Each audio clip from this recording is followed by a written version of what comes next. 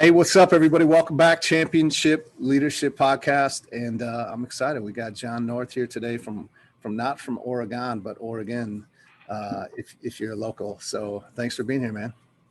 Hey, Nate Bailey, thanks for having me, man. It's a pleasure being on with you, and yeah, Oregon. Yeah, Oregon. That's right. All right, so I'll tell a little story here. So been following you and your story for quite some time. I got into CrossFit back in 2000. I want to say it was 2011, 2012 for sure. And then shortly there, it didn't take long, and kind of CrossFit took a back seat, and Olympic weightlifting kind of became my life for a few years. Did some competing. I played college football. So, I was into kind of lifting heavy weight, but I had gotten out of it, right? I was, when I found CrossFit, it was a good thing for me. I was severely overweight, lost some weight fast. I was an athlete. So the competition piece of it, and then again, Olympic weightlifting, especially then, it really kind of blew up, and so did you. And I know how it's impacted and changed your life, but I found you online quickly. I started listening to your podcast, Weightlifting Talk. And so I don't know, through podcasts, sometimes you feel like you get to know the person, right? And you were always very willing to, and still are, telling your story and sharing your life, the ups, the downs, and everything in between along the way, which, helps people to get to know you and who you are, and it helps to inspire other people. So I've always appreciated you for that. And I've always loved, you're not afraid to put out your thoughts, your feelings, your opinions, which is also very refreshing, especially nowadays, because a lot of people, people are quick to cancel people for the lightest little thing nowadays. And so for someone to still just totally fully own who they are is awesome. So with that, thank you for coming on. This is going to be fun. Yeah. Hey, Coach Nate, I appreciate it. And I look forward to speaking with you and talking. And man, you got in CrossFit boom days, baby. That's when it wasn't boom days. It just went kind of from more of an underground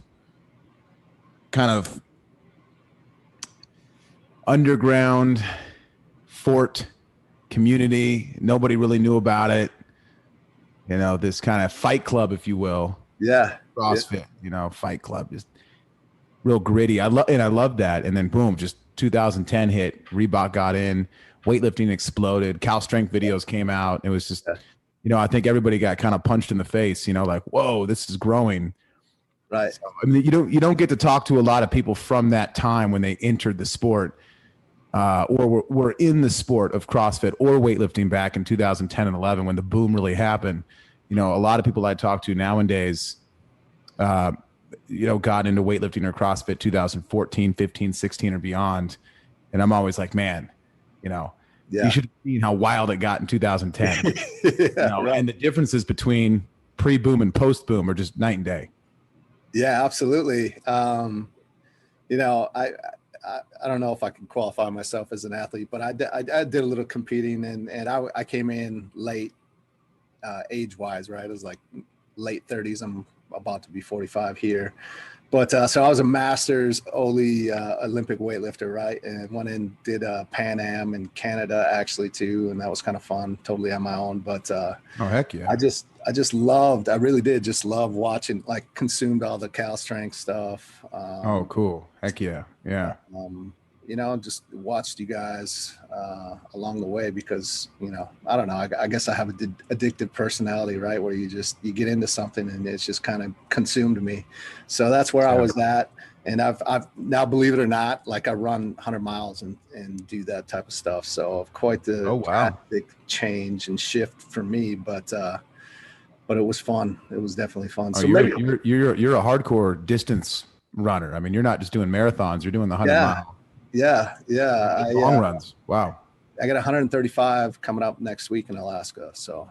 Wow. So you're doing 135 altogether. No rest. Yeah. It's 48 hours that you have to complete, and you can take breaks and rests in between, but I'm not that fast. So I can't be taking too many breaks, but yeah, for the most part, straight through. That's crazy. All through Alaska, huh? So are you wearing, it's freezing. I mean, that's cold. Well, it's like, I think it'll get down to maybe 30, 40 at night, 60s, 70s during the day. So you're running through the night too, day and night. Yeah, absolutely. What, 3 days, 4 days, 2 days, 2 days. 2 days? Okay. Yeah. Yeah. Wow, dude, that's impressive, man. That's badass. Yeah, it's Crazy. it's in a, you know, it's, maybe we could talk about it. Like I'm sure whatever it is that I get out of it is very similar to what you get from the sport of weightlifting, and why you continue to do it. Right? You just, it's not easy, that's for sure. It beats up on your body, but the journey, the people you meet, the experiences I've had, like the places I've gotten to go, very similar to probably the experiences and people you've met along that way.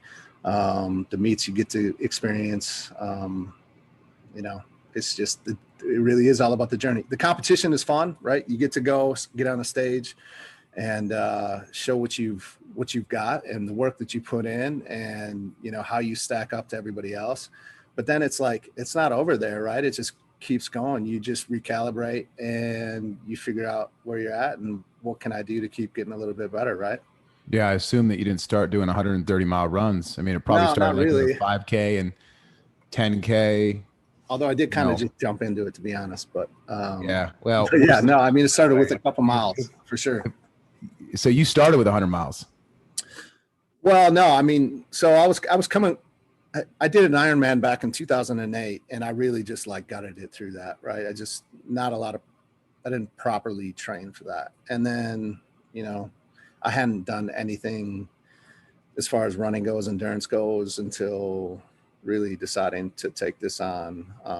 I'd been running 3, 4, 5 miles here or there, but I was like, man, you know, it's kind of the Goggins thing was coming into play. I'd read about 100 milers probably 5, 10 years before that. So it was always in the back of my mind that maybe that'd be interesting, and just got the hair to sign up and see if I could do it. So you finished an Ironman.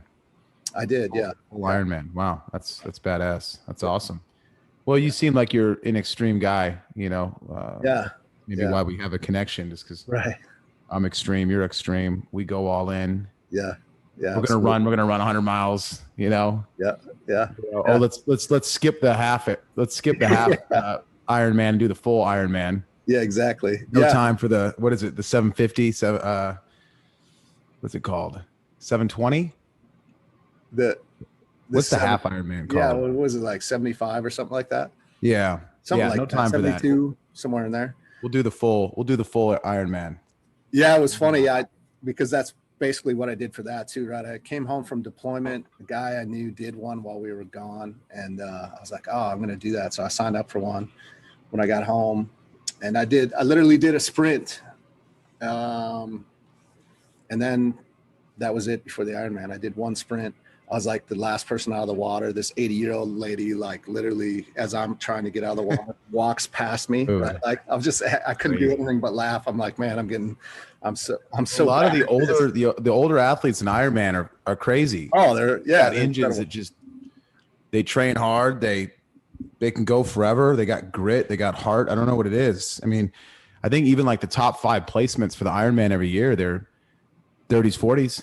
Yeah, absolutely. Yeah. 50s even, maybe. I don't know. It's crazy. Yeah. And it's, you know, especially when it comes to that, right? That endurance, I think that 40s is kind of prime for a lot of the elite athletes, depending on. Well, you got to embrace the suck. Yeah. Yeah. You know, and that's the same thing for weightlifting. You know, when you're running that long or you're doing an Ironman, it's like, you know, you got to be drawn to that. You know, you got to be okay with that suck, getting into that dark world of pain. You know, people get off on it sexually. I mean, think about it. You know, it's definitely, you know, in a weird way, there's some people that just get off on pain. Right. You know, maybe that's what we do, is we get off on pain. Yeah, there is something too, because it's a very I don't know, maybe you could talk about this a little bit too, but when I train, I don't like to train with other people too much. When I lifted, I would lift with other people, but at the same time, it was a lot of just like kind of me with myself and in my head and what was in front of me. And it's the same thing when I'm out on the road, just like miles and miles to go. I kind of enjoy that. And there's some battles that are fought out there in your head, and sometimes you win and sometimes you lose. And I don't know. It kind of makes me feel alive, I guess you'd say, you know? So Yeah, I'm doing that more often as I get older. I struggled being by myself when I was younger. yeah, Just always had to be around people yeah, constantly. And as I get older and I mature and I kind of get to know myself better, yeah, you know, kind of get to know the skeletons on in my closet a little better, you know, and yeah, build a relationship with them. And you know, you accept things as you get older. yeah, You accept, you grow, you carry on, you build. You could admit when you're wrong. You know, you can be a little more honest with yourself yeah, yeah, as you get older. When you're younger, you don't. yeah. You know, you're never to blame. Yeah. You got the ego. Yeah. But I find myself, I go on walks, I go on some light jogs, I train alone more in my garage. I have a garage gym here at the house, and find myself just more comfortable with being by myself more often these days. Yeah. And hanging out with Jon Yeah. is a little easier than it was back in the day. So I relate to you with that for sure, but it's taken me a while for sure. Why is that? You know, Why was trying to that? eat you up. What's that? Why was that? I just think insecurity, you know, fear, you know, just not believing in yourself, not believing in myself. You know, that's why I've always had great coaches that believed in me. You know, I wouldn't be here without the coaches I've had because they believed in me way more than I believed in myself. Wasn't that interesting? Because, you know, I remember again, right? I don't know. Gosh, hopefully this is like sound like some stalker fan of yours, but you know, just watching all those videos because I was so enthralled with weightlifting and seeing the personalities. You don't get to know the person. You just kind of see what you see and what maybe you put out there in front of yourself. But you know, when you're younger, it was like you say, you were excited. You were maybe brash is the right word, but also just like you could tell you definitely loved what you were doing. But to hear that maybe there was insecurities and fears inside of that too, right? Which it's not surprising because we all do that, right? We have this person that's inside of us, and then we've got who we put out to the world. They don't always line up, and I think that's maybe a part of life is trying to get those two to line up. Some people seem to be able to do it. I'm still working towards that, I think myself, but yeah, what you know, that's why I say is maybe a little bit surprised. But it isn't surprising to hear. But what was what has been some of the points around your life that have really helped you to make a transition? Yeah. Well, I think going back to just the coaches I've had, I've been blessed by great coaches, you know, I mean, and great people in my life supporting me, just being insecure and being fearful and not believing in myself. And, you know, I think that's why I created this character that, you know, slamming bars and, you know, throwing chalk buckets and, you know, screaming shankle and kind of just getting wild, just becoming this iron monster. Yeah. And I had to kind of create that to mask the, you know, the pain from my past, mask the insecurity, mask the fear of failing. You know, back then I wanted it so bad to be a champion weightlifter. And I knew that this is something that I wanted to do with my life. And I knew that this is where I belonged, but I've never belonged with anything before this. So I was always worried that I was going to get kicked out or I was, you know, going to fail and I was not going to succeed. And I was, I got to run down and help my daughter. Just give me 2 seconds. Of course. No worries. I don't know if we could just pause this 1 second. Yeah, I got it. Back up. Go ahead. Okay, we're back. Sorry, I had to go help my daughter there and downstairs. But so I think just over time as I grew, I started to just, you know, get more confident with who I am as a person. And it takes time. It takes time. You know, you have to find yourself as a weightlifter, but you also have to find yourself as a person. Yeah. And it takes time. And so I said, okay, all right, this is who I am. Writing helped me a lot. I did a lot of writing. Yeah. You got a big ass book, by the way. I think it's huge. Yeah. Thank you.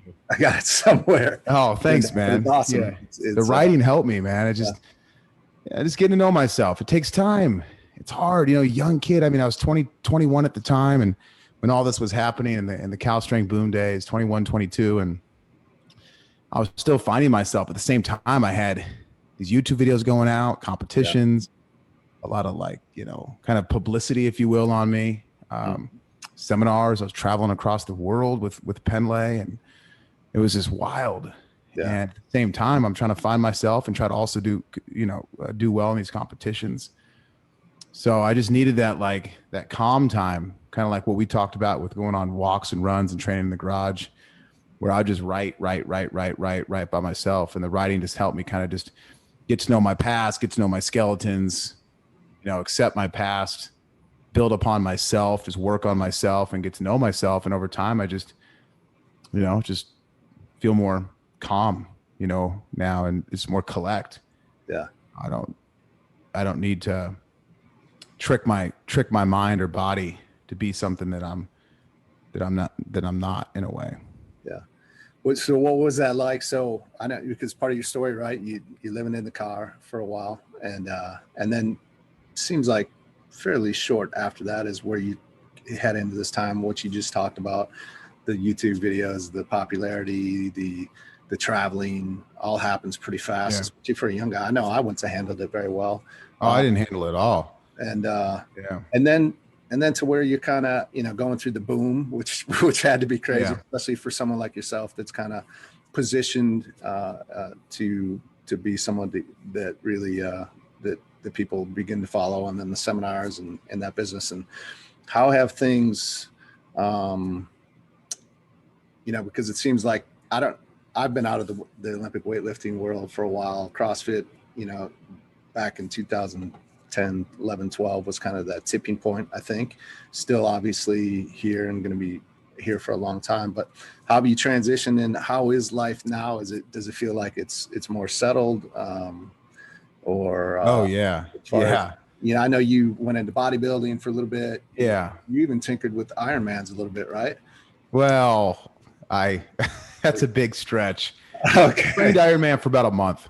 Okay. So you, I mean, in between there, right? You maybe, you know, we're on this journey to figure out where you're at, and now you're back to what probably has always been your home, which is weightlifting. So yeah, I struggled my whole life, really, till about 2016, when I died at the zoo. I had a cardiac arrest. I dropped dead for 16 minutes and came back to life by the medics of the zoo. They saved my life. And up to that point, even from like childhood to that point, I was always lost. I did not handle the boom days well. I was drinking in and out, pain pills in and out, multiple kind of interventions, if you will. You know, it was tough times with me and my girlfriend, who's now my wife. A lot of the traveling, I was just not doing smart things, missing flights. Just, you know, I kind of lost my mind a few times in Ireland. I had to go see somebody, had to see a therapist. So I went through a lot. You know, growing up, I was addicted to crystal meth. I had a meth problem. I started drinking, smoking pot when I was probably 10, 11.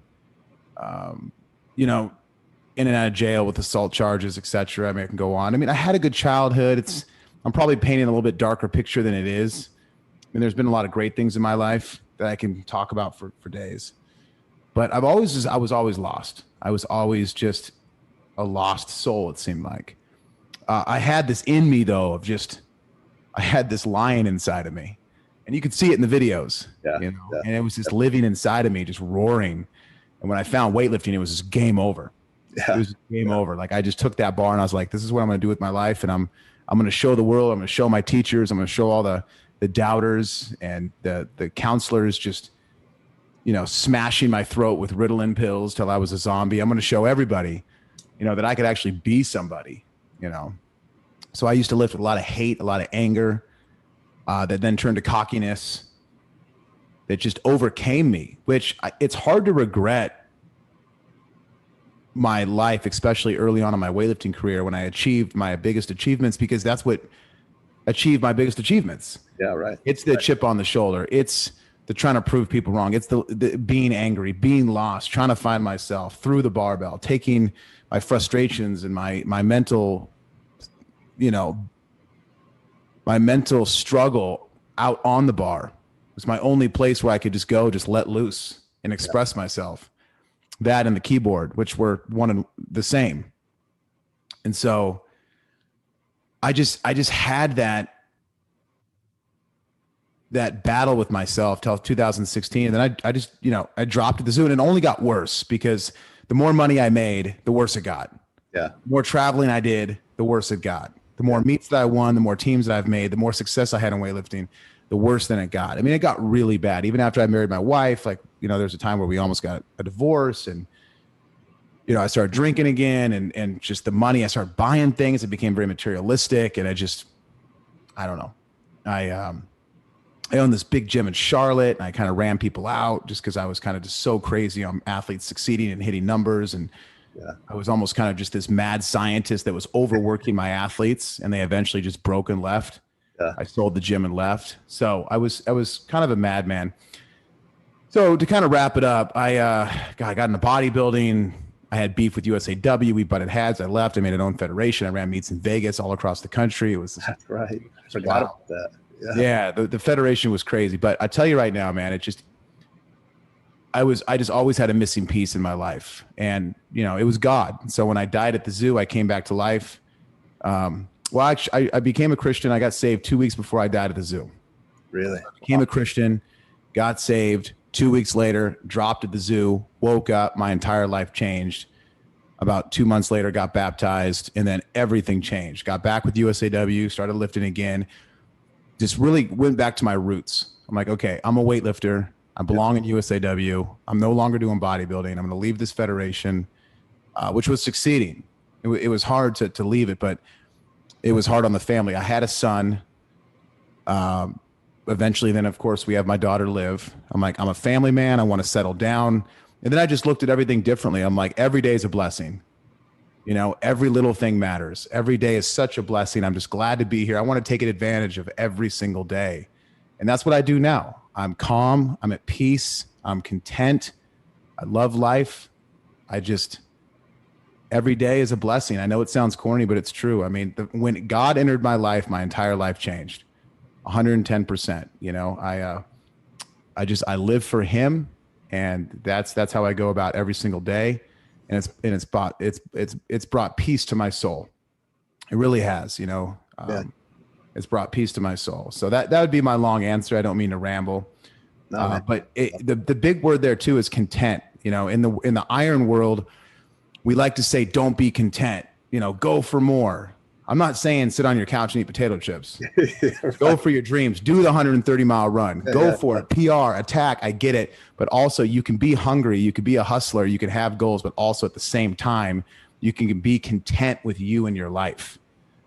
And I think that more people need to be content. I'm okay. I don't want to make an extra dollar. I don't want to make anything. I'm fine the way I am. Strip it all naked. Are you going to still be happy? If you say yes, you're in a good place. If you say no, you need to work on that. And so that's kind of my mind switch from the last 5 years. Yeah. Yeah. So you become a Christian two weeks before you die for 16 minutes at the zoo.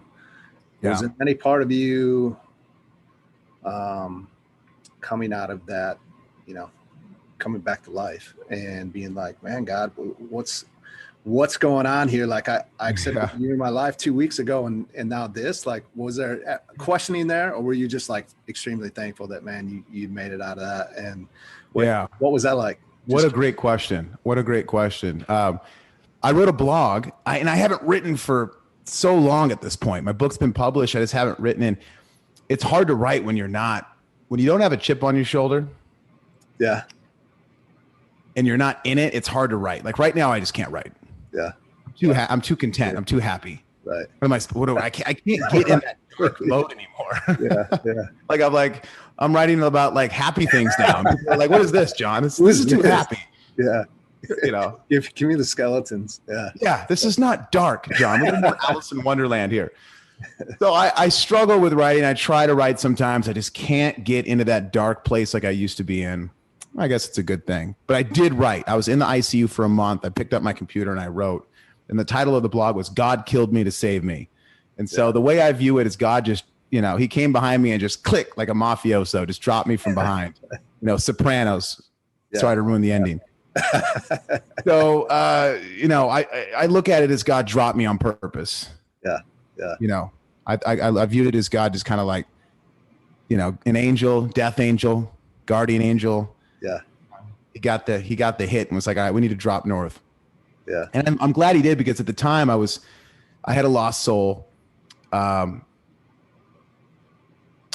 got saved 2 weeks before, but I was doing a few things in life that were really bad. Yeah. I'll just be blunt with you. Yeah. I won't say what they are, but they were really bad. They were not good. Right. And I was going down a very scary path in life that I thought was good in what I was doing back in 2015, 16. Yeah. This time period. And I was fully committed on this path I was down. Anybody listening right now that follows me probably knows what I'm talking about. And God was like, no, we are not going to go down that path. You need to turn around. And I think that was one of his ways of dropping me. I saw a gold angel when I was dead, and I came back to life, and I was like, okay, I am going to completely stop going down this path, turn around and go another way. And 6 years later, I'm talking to you now. So I'm to answer your question, I'm grateful that it happened. The best thing that ever happened to me, besides getting saved, besides marrying my wife, and besides having my children, was dying. I mean, dying at the zoo was the best thing that ever happened to me. Did you was there a conversation or with this? Yeah, it was a heated conversation, really? But I don't remember what was talked about. I can't remember what was talked about. I don't remember the words, but I remember it being a pretty intense conversation with this gold angel in the dark, very vividly. I knew I was dead. I completely knew I was dead. Yeah. I could tell you every detail of it. I was like, wow, I'm dead right now. Wow. I'm talking to this angel. So I don't know if I was pleading to get back or if I was getting a stern talking to. If I had to gamble, I would say I was getting a pretty stern talking to. Yeah. Yeah. Yeah. Well, that brings up something, because, I see a lot of people that they go through life and things are not good. Things are not what they want, but it's not bad enough for them. Like, it's kind of like they need that rock bottom. And I keep telling people, man, like, don't wait for rock bottom. Like determine that today is your rock bottom and make that switch. But yeah, a lot of people can't. They got to wait for the zoo incident where they're dead for 16 minutes to be like, all right, God, I get it. Like, hey, yeah, okay, I hear you. Like, it's time. Was that it? What would you say to somebody that maybe is, instead of waiting for that rock bottom to hit, to just declare it for themselves right now, and like how to get them to make that move, to make that decision to change their life, whatever it might be that they're dealing with or struggling with? Yeah. I have two answers. The first answer is just, believe in God, believe in Jesus, and get saved, and put everything at his feet. Just lay everything down. Drop your sword. I tell people this, and I know there's people listening that don't believe in God or not Christians, and but I'll still say it. Drop your sword. Stop trying to do it yourself. Yeah. Stop it, because you're just going to continue falling on your face. Flesh is weak. Trust me, I know all about that. And so that'd be my first answer. My second answer would be, and it all ties into the first, but it's appreciate the small things. What matters in your life? Like, sit down with a pen and pad and write down like what matters in your life and focus on that. What do I have in my life that's amazing? Figure out what you have in your life that's amazing and focus on that. Don't always try to be getting more. It's a never ending story. You're chasing your tail. The more money I made, the more fame I got, the more travel I did, the more gold medals I won, the more attention I got, et cetera, et cetera, et cetera. All I wanted was more. I just kept chasing my tail. I want more. I never sat back and was like, wow, hey, sweetie, what we have is amazing. We didn't even get to take a deep breath. It was always on to the next. Looking back at my wife, but of all the money we made back then, and I'll be blunt with you, we made a lot. Yeah. We never took one vacation. We never took 1 week, which is me and my wife, and just went somewhere to relax together. Like, how is that possible? Yeah. Out of roughly 5-6 years of being an entrepreneur, making I mean, really just insane amount of money. Yeah. We never took a vacation just to be with each other because it was constant, constant, constant, constant. All we wanted was more and more and more. And looking back now, what the heck were we thinking? We couldn't take 1 week just to be with each other and do a little time out because we didn't appreciate what we had in front of us. Yeah. All we wanted was more. So anybody listening right now, sit down. What do I have in my life? Man, what a blessing. Everything good in my life is a blessing because everybody has something good in their life.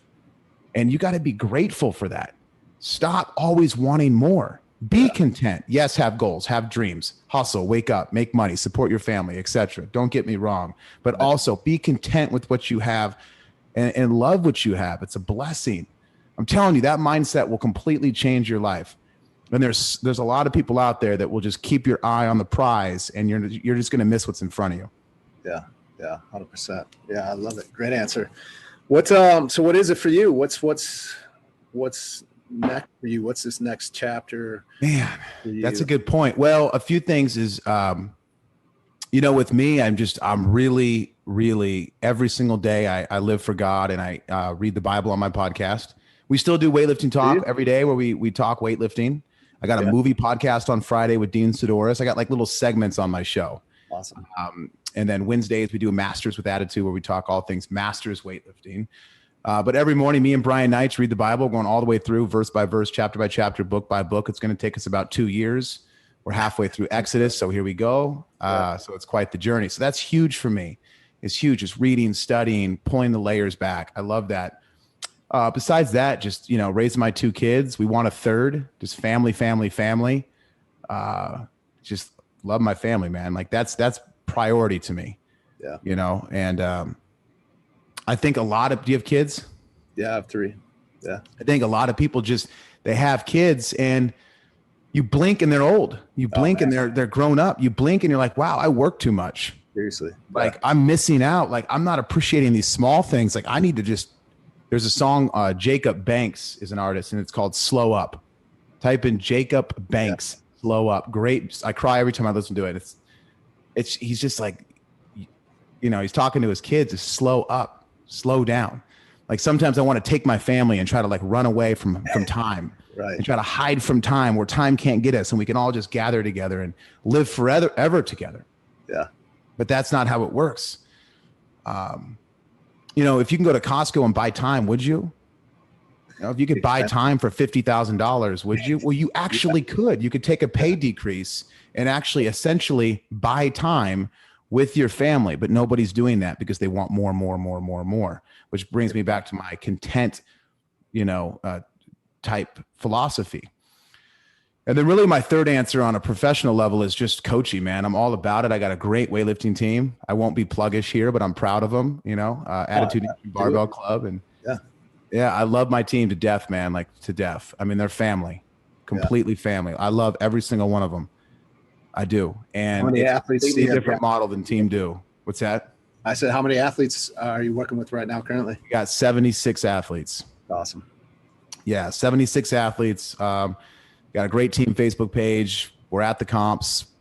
We just, we do Google Hangout training. We have a men's group we do twice a week. Facebook is just constantly moving. People are coming. Athletes are coming to stay at my place and train. That's cool. I make it a very big point to be at every competition, traveling, investing, yes, being away from the family, but I'm going to be at these meets. Like I want to be a weightlifting coach. I am a weightlifting coach. And I think you need to be at these competitions. We're an online team. I mean, I only have 2 athletes locally. The rest are across the country and some even over the pond.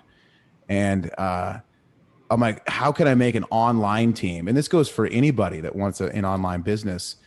I mean, I don't look at it as a business, but anybody listening here that's more in the business world, my advice is how do you make an online community an in-person community? How can you make it as tight as possible? Right. And I can make the argument we're tighter than a team that's under one roof. Connection is my biggest thing.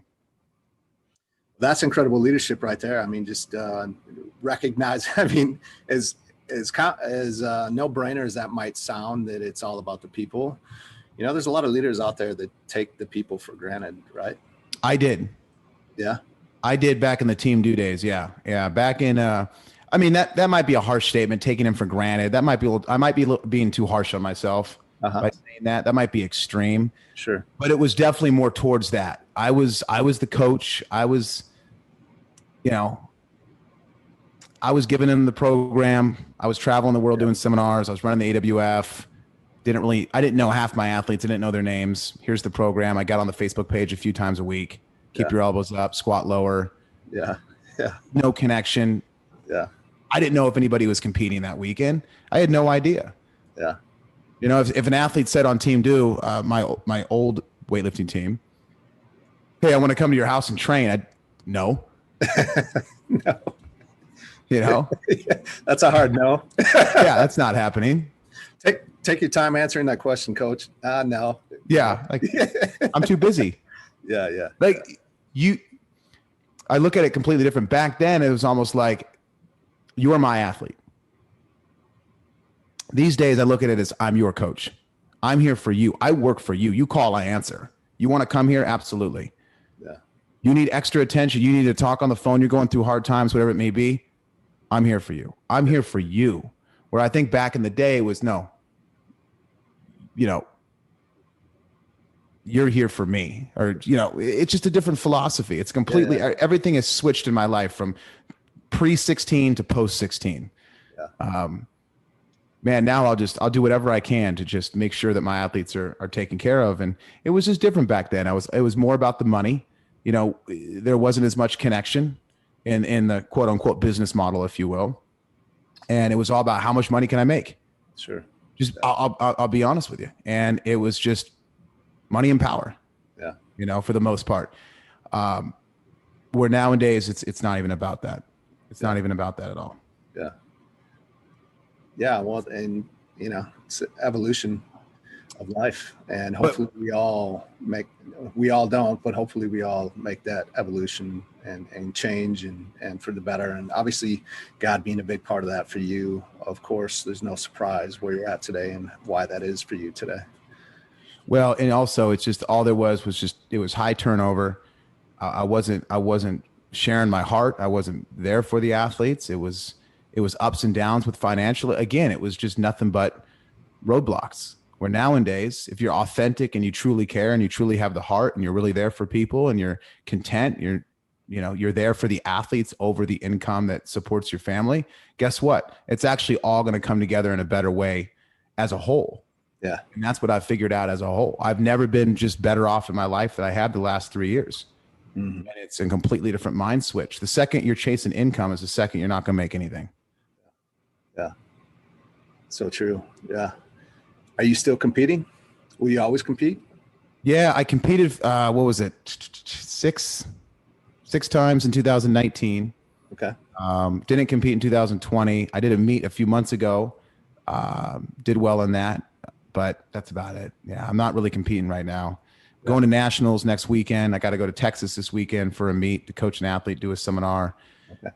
You know, just Pan Am's in Florida, AO2 in New Mexico, Detroit in December, or Denver in December for AO finals. So there's just a lot of comps, a lot of athletes. So I find myself, all as a coach. Yeah. I find myself, it's tough to train. Yeah. Yeah. It really is, especially at the high level that I know I can train at. You know, it's pretty tough. So my main focus is just the coaching. Yeah. Are you good with that? You have peace with that? I am at peace. I am at peace. It's been a struggle. It's been odd just because my whole life has been, you know, for most of my life has been weightlifting as an athlete. But, you know, something clicked to me where I was on the phone with a few athletes the last really just few months, and they were in tears with me about their competitions and how they did and qualifying for meets and how bad they want it. And I'm just like, man, this is what it's about. Like, I want to get these athletes to their goals. Like, I'm truly passionate about it. Like, I want to be the wind at their back. Because I look at my career, the people we talked about this in the beginning of the show, Bailey, is that, you know, I had amazing people in my corner. I had great coaches, great support group that pushed me to win championships.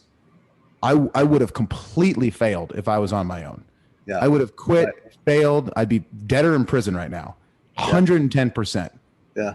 And I truly believe that. So I give all credit to the people in my life. I give all credit to God. I did nothing. I might have just went through the motions and trained hard and did what coach told me to do. But I want to be that for the athletes now. Like I want to be Coach Penlay for Coach Penlay that was behind me and push my athletes. And I'm like, man, I've done it. I hate to say it, but I've already done it. I've been to the Right. top. I've won the medals. I've made the teams. I broke the records. I know that kind of sounds cocky right now, but why am I trying to do this over again? Yeah. When I have athletes on the phone with me in tears because they qualified for AO1.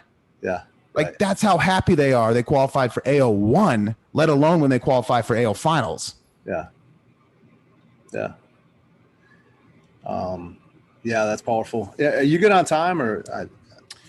I got about 5-10 minutes.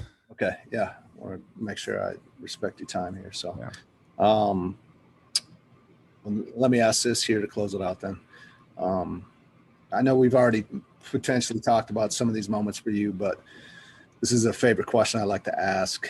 I think there's probably, especially the times we're in, we've been through a tough year and a half, right? And it does feel like we're coming out of it here finally. But, if you could go back to a moment, kind of that crossroads moment, maybe that fork in the road, turning point in your life. I think we all have many of these, but if there's one or two that kind of sticks out where it's like, man, you're trying to decide if you're going to go left or right. A lot of times you got people pulling you one way, but just deep inside, there's that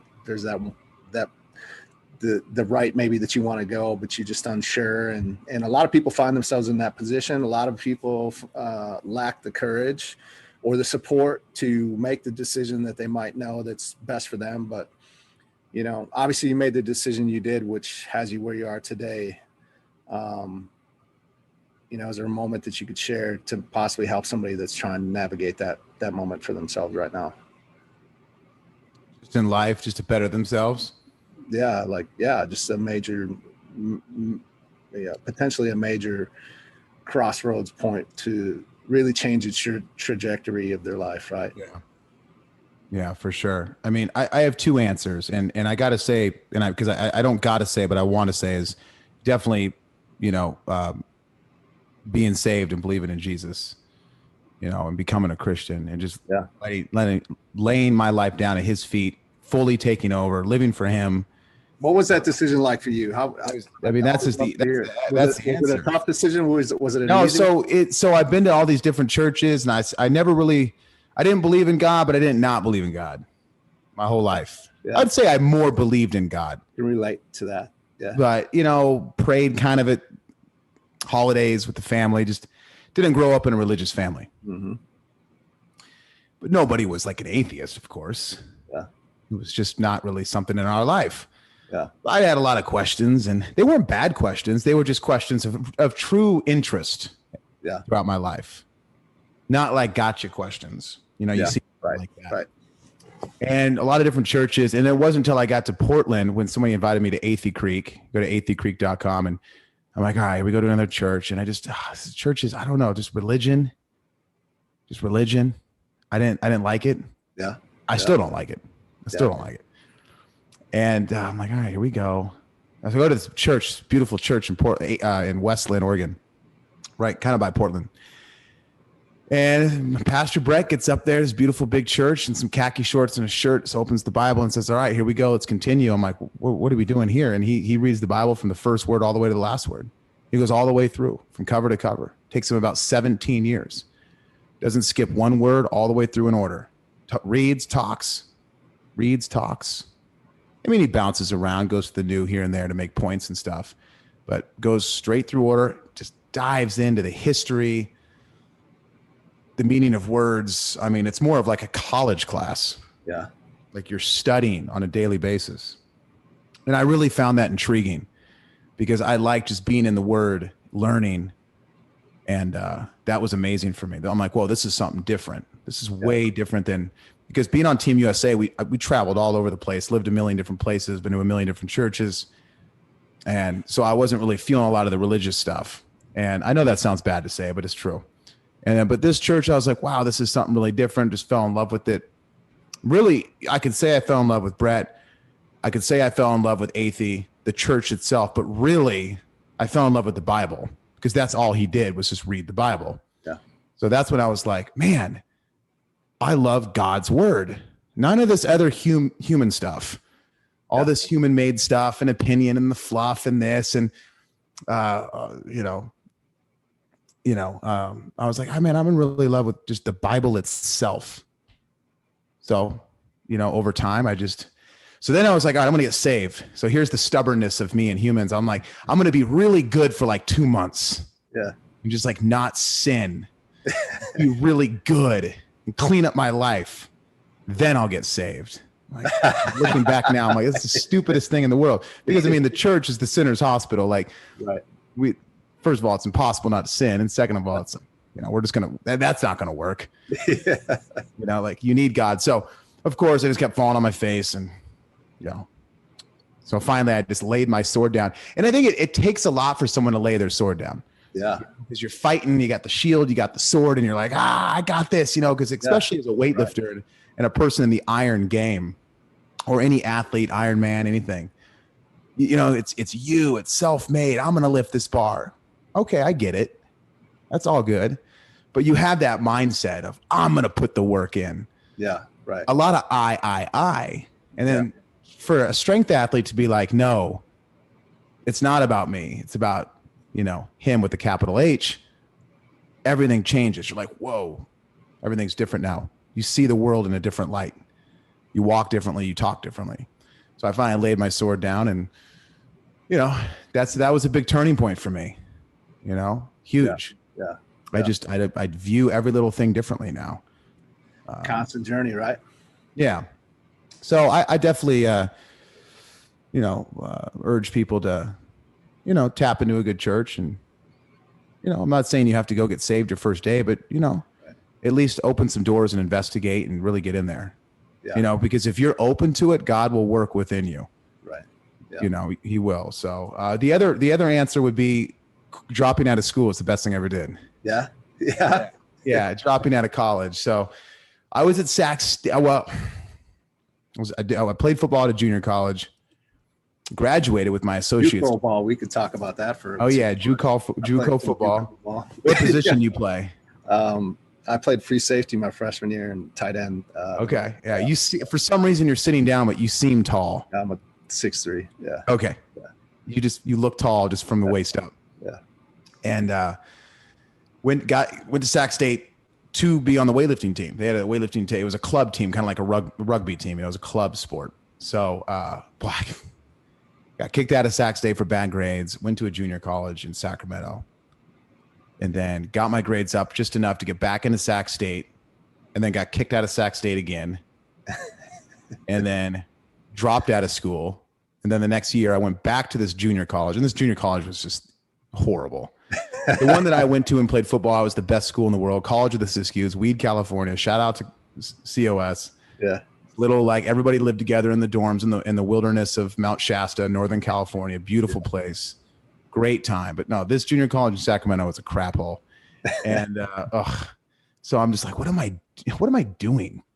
Yeah. I don't even know what my degree is in. I've learned nothing in school. I don't know. Communications was my degree. I don't even know what that means to this. Right. And I'm like, so I get my grades back up. I get back into Sac State. So I'm finally back into Sac State. But of course, I have straight Fs again. I'm about to get kicked out again. I'm like, I don't even know what I'm doing. My wife is a straight A student. She has her double master's degree and she's going for a PhD. She's a full-time teacher now. She's just an amazing, beautiful mind and a talent. God has blessed her with this beautiful mind. So she's the most educated woman in the world. And I'm like just far from it. I'm like the exact opposite. So Donnie Schenkel invited me to train at California Strength just for a training session to try out for the team. And so I was like, absolutely. But it was like, Donnie was like, be there Donnie goes, be there at 2:00 on a Tuesday. He didn't ask me, can you? Yeah. Right. He just said, be there like Tuesday at 2:00. Yeah. I was like, I will be there Tuesday at 2:00. Yeah. I go back up. This was in San Ramon. I go to Sacramento and I'm like, babe, I'm dropping out of college. This is bull crap. I don't know what I'm doing here. I'm wasting a bunch of student loan money. So I just dropped out of Sac State. I'm like, goodbye school. Went down there and I'm like, 8 Mile, Eminem. This is my one shot. I got to make it. This is the only thing I'm good at. And, long story short, made the team, of course. So, yeah. And I guess my very long answer for my second answer here is just go for it. Yeah. Right. And I know that sounds corny and that's been said a million times. I sound like, what's his name? Shia LaBeouf. Just do it. Do it. That video on YouTube. But it is true. Shia LaBeouf is totally right. Just do it. Like sometimes in life, you just got to go for it.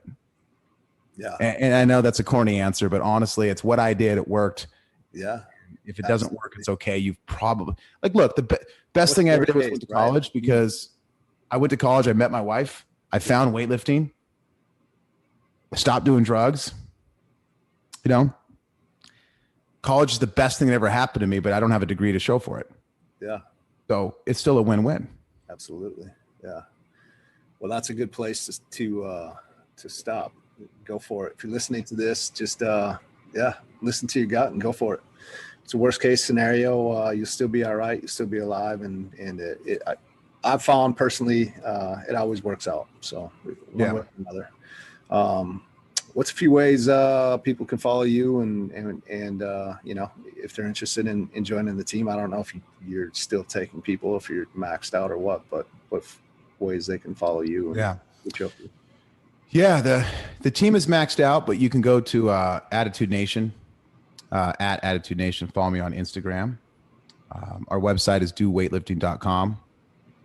We got a wait list. I bet you got a wait list. We do. Yeah, we got a little bit of a wait list. You can email me or shoot me a DM. Yeah. Every once in a while, I'll bring someone on that if kind of more of an interview process. And sure. Just want to make sure it's a good fit for the team. The chemistry's there. Yeah. But yeah, doweightlifting.com. You can jump on our program only. We have template programs. We got swagger. We got some straps and some fun stuff there. But I do want to make another plug too. And anybody that's listening to the show, maybe I planted a seed as far as maybe them wanting to kind of maybe read the Bible or get to know God. And I appreciate you, by the way, I don't know your belief, being so nice to me about this and letting me speak and having questions for me on this. So I've been on some podcasts where I mention this and they try to cut me off and just to move on to the weightlifting stuff. So I respect that from you. But I'm telling you, just go to atheycreek.com, ATHEY creek.com. I'm telling you right now, Pastor Brett's method is something special. And watch just a few live services, watch a few recorded services, shoot me a DM, tell me what you think. And yeah. Awesome. Thank you, brother. Well, I appreciate you being here and taking the time to do so. Thanks, man. Cool. Thanks, Nate. Appreciate it. Absolutely.